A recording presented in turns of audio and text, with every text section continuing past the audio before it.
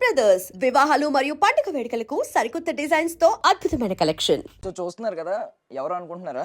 మన కేతమ్మకి ముని మనవడు అనమాట, మనవరాలి కొడుకు. సో మనవరాలి కొడుకుని చూసింది. అండ్ ఇప్పుడు ఆమె ఆమె ఎంత ఎనర్జెటిక్గా ఉందో మనం అగ్ని పరీక్షలో చూసాం. ఆమె ఏదైనా ఆడగలదు, ఏదైనా పాడగలదు, బోనం ఎత్తింది, ఆమె నడక అన్నీ చూసాం మనం, నడవడిక. అయితే నాకు తెలిసి భూమి మీద కేతమ్మ అంత అదృష్టవంతురాలు ఇంకొకరు ఉండరు. ముని మనవల్ని చూడడం, ఇప్పటికీ ఎనర్జెటిక్గా ఉండడం. ఆమె ఎనర్జీ గురించి చెప్పాలంటే ఒక శ్రీశ్రీ గారు మాట ఉంటుంది కదా, వయసులు మళ్ళిన ఎముకలు కుళ్ళిన సోమరులారా చావండి అని. మనలాంటి యువకుల గురించి మాట్లాడారు. ఈమె లాంటి వాళ్ళని చూసి మనం ఇన్స్పైర్ అవ్వాలన్నమాట. సో కేతమ్మతో ఈరోజు మాట్లాడేద్దాం కాసేపు. అరే బుడ్డోడా, ఆడుకుంటావు నువ్వు? సరే మరి బాయ్ చెప్పే. అమ్మ లాస్ట్కి తీసుకొచ్చి మమ్మల్ని కూర్చోబెట్టారు మొక్కల్లో.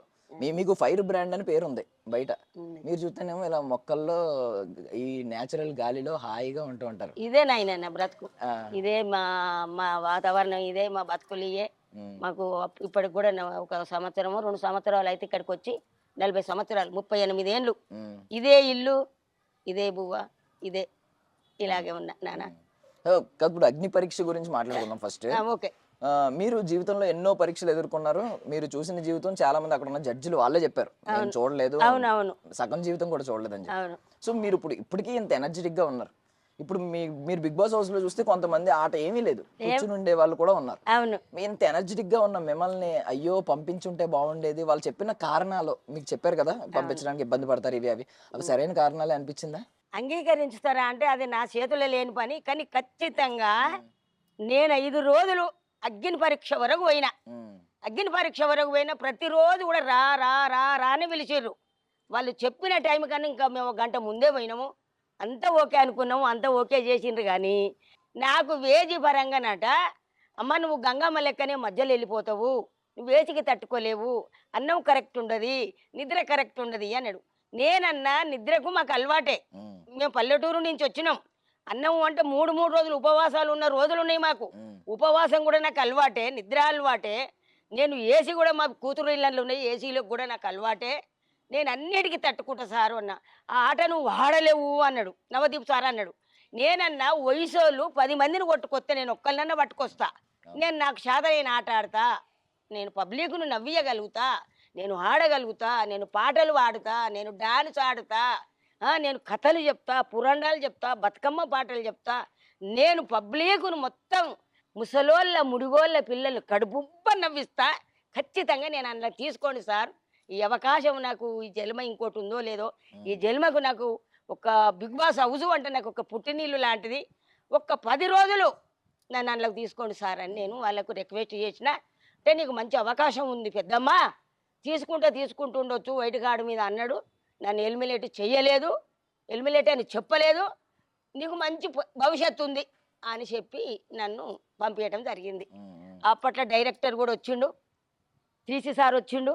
అమ్మ నిన్ను సినిమాలకు కూడా తీసుకుంటా, నువ్వు అవకాశం ఇస్తే అనుష్క సినిమాల నీకు అవకాశం ఇస్తా, నువ్వు మంచి మాకు ఒక బాగా కనువిప్పు కలిపించిన ఒక పాటలే మమ్మల్ని అని చెప్పి ఆయన కూడా మెచ్చుకున్నాడు. అందులో ఉన్నోళ్ళను కూడా నేను 25 మందిని నవ్వించిన, ఆడిచ్చిన, అలరించిన, సంతోషపడ్డారు. అమ్మ నువ్వు ఉండాలని కూడా అన్నారు వాళ్ళు కూడా. ఇప్పుడు బిగ్ బాస్ హౌస్లో కూడా ఏమంత మంచిగా ఆడతలేరు. తనుజ, సంజన, ఆయన భరణి, ఇమానేలు. అంటే భరణి, ఇమానేలు, సంజన, తనుజ ఈ 4గురే మంచిగా అనిపిస్తుంది. కానీ వాళ్ళకు బిగ్ బాస్ హౌస్లో ఆడడానికి శాతనైతే లేదు, కరెక్ట్ ఆడతలేరు అంతే. ఆ బిగ్ బాస్ హౌజుల్నే ఒక శృంగారం లేదు, అందులో ఒక అందం సందం లేదు. పబ్లిక్ కూడా చీచి అని అంటుంటారు కానీ నవ్వుతలేరు. నేను పోతే ఒక్క ఆట ఆడిద్దాను, ఒక ఊపుతుంది అందులో. కదా ఎనర్జీ అండ్ మాటల పుట్ట. ఏ సబ్జెక్ట్ అయినా మాట్లాడండి, ఆవిడ నుంచి సమాధానాలు వస్తాయి. కానీ మనం కౌంటర్ వేయలేమన్నమాట, ఆ రేంజ్ లో మాట్లాడతారు కేతమ్మ. అండ్ మీరు శ్రీజ గురించి కూడా మాట్లాడారు, దమ్ము శ్రీజ కూడా నచ్చిందని చెప్పి. నచ్చింది. ఇప్పుడు ఆమె ఎలిమినేట్ అయిపోయింది కదా, మీకు ఏమనిపించింది? ఎలిమినేట్ చేసి అది చాలా తప్పు, చాలా ఆమె చేయకూడదు. మంచిగా ఆడింది ఆ పొల్ల. మొదటి నుంచి కూడా ఆమె అగ్ని పరీక్షలు గెలిచి వచ్చింది ఆమె బిగ్ బాస్ హౌస్లోకి. కానీ ఆమెను వీళ్ళు తీసేసాడు, ఎవరు తీసేసారు కానీ అది రాంగు. ఆమె అమ్మాయి మంచిగా ఆడింది. సో అమ్మ మిమ్మల్ని హోల్డ్ లో పెట్టారు అలాగా? నన్ను హోల్డ్ లో పెడుతున్నా, శ్రీముఖి మేడం అనేది హోల్డ్ లో పెడుతున్నా అంటే మరి నేను మా ఇంటికి పోతున్నా, నా కూతుర్లు అడుగుతారు అమ్మ నువ్వు ఓడిపోయినట్ట గెలిచినట్ట అని అడుగుతారంటే లే నువ్వు ఓడిపోలే అమ్మ, మేము హోల్డ్ లో పెడుతున్నాం, ఖచ్చితంగా నేను తీసుకో ఉన్నామని నీది అయింది ఓకే అయింది అని చెప్పు నీ బిడ్డలకి అన్నది మేడం. ఆ, సో ప్రతిసారి వైల్డ్ కార్డ్ అని చెప్పి కొత్త కొత్త వాళ్ళని తీసుకొస్తున్నారు కదా, అవును. మనం చూస్తూ ఉన్నాం. ఆ. మీకుందా నెక్స్ట్ వైల్డ్ కార్డ్ కి నన్ను పిలుస్తారా అని ఎదురు చూడడం కానీ, లేదంటే నిన్నటి వరకు ఎదురు చూసిన ఆ. నిన్న మొన్న 6 మంది వచ్చారు కదా సార్, ఉమ్, ఆ 6 మందిలో కూడా నాకు అవకాశం ఇస్తాడేమో నాగార్జున సారు, విక్బాత్ సారు. ఉమ్. కానీ మీకు నచ్చకపోతే సారు 5 రోజులలో నన్ను ఇంటికి తోలేదు ఉంటుంది.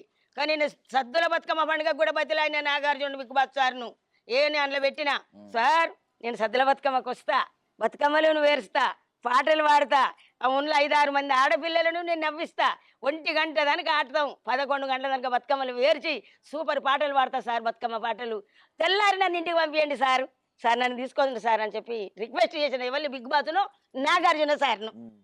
కాకపోతే చూడండి, ఎవరి దగ్గర వయసు గురించి మాట్లాడుతున్నారు, ఎనర్జీ గురించి. ఆ ఎనర్జీ చూసారు కదా, మీరు మళ్ళీ వయస్సు సరిపోవట్లేదు అని మాట్లాడడం నిజంగా అది అది ఐ మీన్ వయసుకు సంబంధం లేదు, వయసుకు సంబంధం లేదు.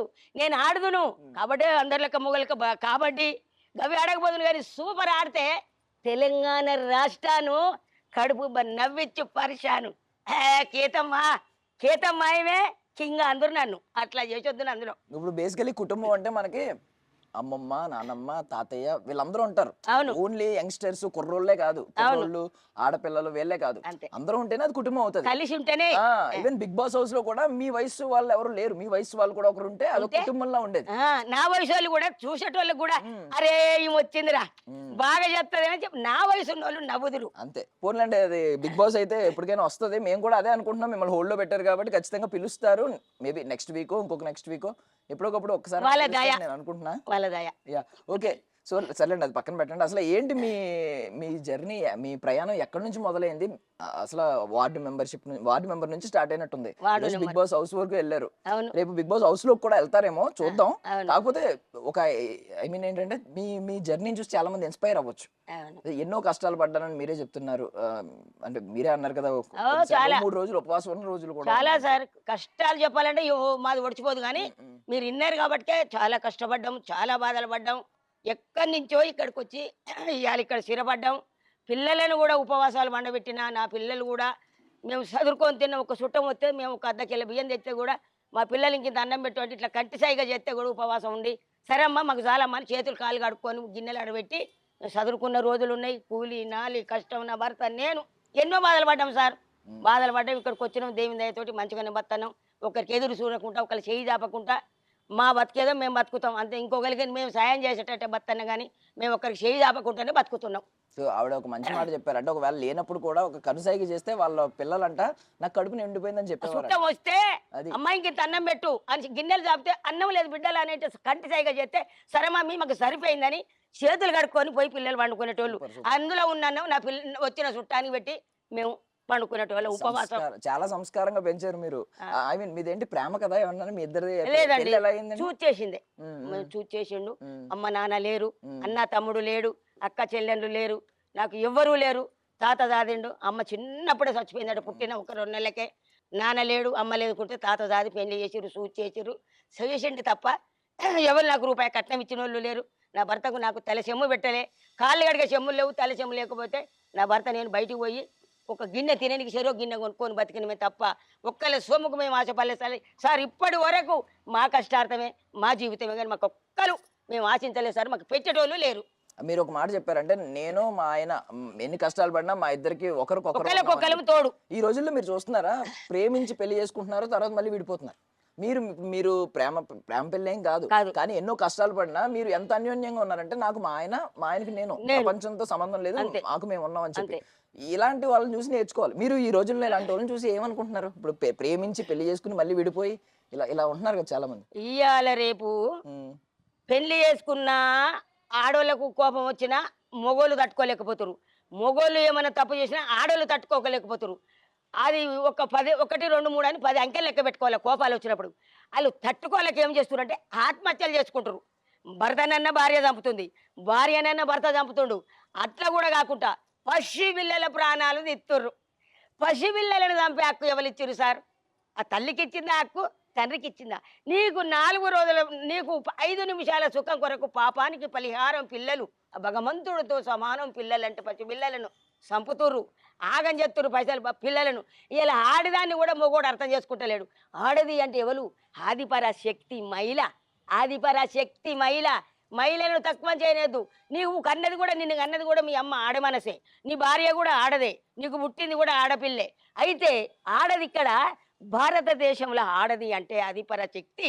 ఇలా ఝాన్సీ లక్ష్మీబాయి బిడ్డను సంకలేసుకొని గుర్రం మీద కూర్చొని కత్తితోటి యుద్ధం చేసిన ఝాన్సీ లక్ష్మి పుట్టిన గడ్డ ఇది. ఝాన్సీ లక్ష్మీబాయి యుద్ధం చేసింది. రాణి రుద్రమదేవి పుట్టిన గడ్డ ఇది. సాకల ఐలక్క యుద్ధం చేసిన గడ్డ ఇది. ఇది మదర్ తెరీసా పిల్లలు లేకున్నా కూడా ఆ తల్లి మదర్ తెరీసా సేవ చేసిన గడ్డ ఇది. తెలంగాణ గడ్డల మహిళ అంటే ఒక ఇలువ లేదు. ఇవాళ విమానము నడుపుతుంది మహిళ, కలెక్టరు మహిళ, డాక్టరు మహిళ, ఇవాళ ముఖ్యమంత్రి సీఎం మన ఇందిరాగాంధీ మహిళ. మహిళను తక్కువ చేసి మాట్లాడొద్దు. ఎక్కడ చూసినా మహిళను అర్థం చేసుకోవాలి. భూతల్లికి ఉన్న సహనం ఉంది మహిళ దగ్గర. భారత మాత భూతల్లి అంటే అమ్మ, ఆదిపరాశక్తి అమ్మ. ఎప్పుడు మహిళలను కించపరచొద్దు. ఆ తల్లి కంట నీరు పెట్టొద్దు. మహిళలను అర్థం చేసుకోవాలి. మహిళలను చంపుతురు, పసిపిల్లలను చంపుతురు. ఆడదానికి రక్షణ లేదు. పసిపిల్ల స్కూల్కి పోయి ఇంటికి వస్తుందంటే ఆ పిల్లకు రక్షణ లేకుండా చేస్తురు. చిన్న చిన్న పిల్లలు బడికి పోయి ఇంటికి వస్తుంటే పిల్లల్ని ఎత్తుకుపోయి అత్యాచారాలు చేస్తురు. ఇది ఇవాళ భారతదేశం గడ్డ మొత్తం మారిపోయింది. మొత్తం మొగోళ్ళ దగ్గర కూడా చాలా ఓపిక లేదు సార్. చాలా అంటే చాలా. వెనకట మొగడంటే ప్రేమ, భార్య అంటే ప్రేమ. భార్య అని చూడండి, నా భర్త వచ్చి నా భార్య ఏది, నా భార్య ఏది, నా భార్య ఏది అందరూ. నేను డెలివరీకి పోయి 3 రోజులు కాకుండా నా వెనక నుంచే నా భర్త వచ్చేది. నేను మామగారింటికి పోతే అంటే అప్పటి ప్రేమలు వేరు సార్. ఇప్పటి ప్రేమలు దొంగ ప్రేమలు నటించి ఆడవాళ్ళని ఆగం చేస్తారు.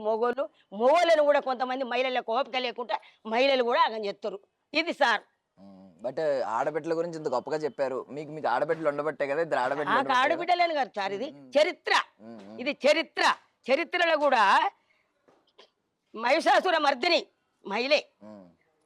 శంకరుడికి యుద్ధం జరిగితే శంకరుని కించపరుస్తాడు ఎవడు? మహిషాసురుడు. అప్పుడు పార్వతీదేవి వచ్చి కోపం మీద వచ్చి కడుపు మీద కాలు పెట్టి పేగులు దించి మహిషాసురుని మర్దిని ఆయనను చంపుతుంది. భర్త గురించి, శంకరుని గురించి మహిషాసుర మర్దిని పార్వతి అవతారం ఎత్తి త్రిశూలం తీసుకొని కడుపు మీద కాలు చేతుల కాలేసి త్రిశూలంతో పొడిచింది. ఇదే ఈమె ఎవరు? చంద్రమతి. చంద్రమతి నమ్మిండు ఎవరు? హరిశ్చంద్ర మహారాజు. భార్య నమ్మే అక్క ఎవడిచ్చిండు? నన్ను నమ్మే అక్క వలిచ్చి నేను అడిగింది చంద్రమతి అన్నాడు. చంద్రమతి నమ్మిండు హరిశ్చంద్ర మహారాజు. ద్రౌపది దేవిని 5 పంచపాండవులు ద్రౌపది దేవిని ఇలా వాళ్ళకు కౌరవులకు అమ్మిండు. పంచపాండవులు అమ్మే అక్క ఎక్కడిది?